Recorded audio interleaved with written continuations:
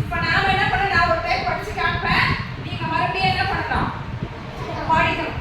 நான் பாருங்க, கனிவிட ஏறிய சுவையும் மற்றும் கடைவிட ஏறிய சாரும் அப்படிங்கிற அந்த பாட்டு தமிழ் வந்து நமக்கு எவ்வளோ அண்மையா இருக்குது அப்படிங்கிறத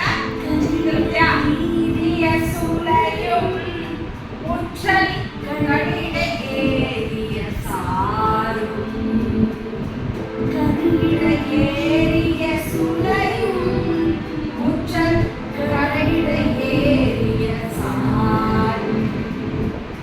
இது என்ன அப்படின்னு சொன்னா, முதல்ல என்ன சொல்றாங்க? என்ன பழம் அது? பலாப்பழம். பலாப்பழம் அவ்வளவு சுவைக்கிறது இல்லையா? அதே மாதிரி முத்தின கரும்போட சாதம் நமக்கு வந்து நல்ல ஒரு சுவையை கொடுக்கும். அடுத்து பனிமலர் ஏறிய தேனும், பூவுல இருக்கிற தேன். அடுத்து காய்ச்சும் பாலிட ஏறிய சுவையும். பால் காய்ச்சலாக இல்லையா? அந்த பால் வெள்ளை பால் எவ்வளவு இருக்கும் பாட்டி?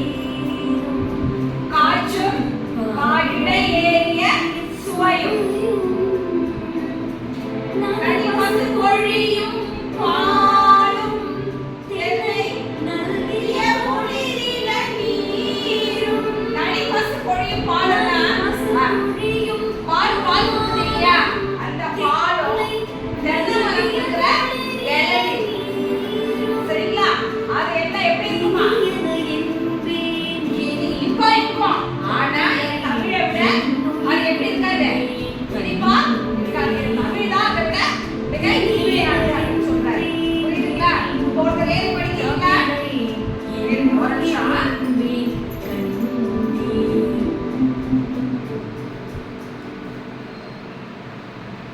இப்போ ஒவ்வொருத்தரா ஏறி என்ன பண்ணலாம்? படிக்கணும். சரிங்களா? முடிச்சா ஃபர்ஸ்ட் பார்க்கலாமா?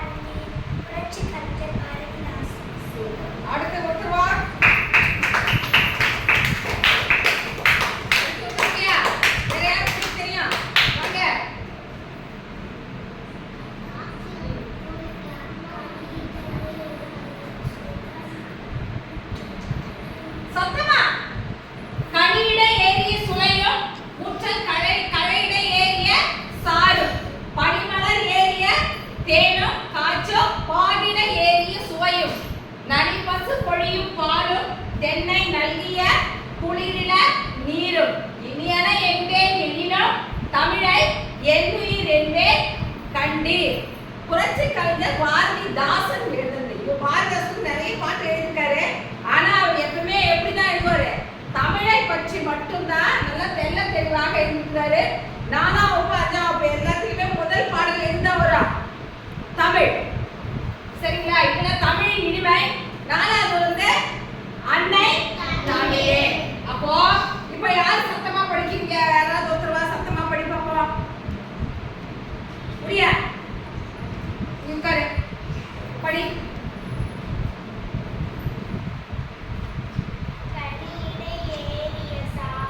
கனியிட ஏறிய சுளையும். கனியிட ஏறிய சுளையும் முற்றல் கழையிட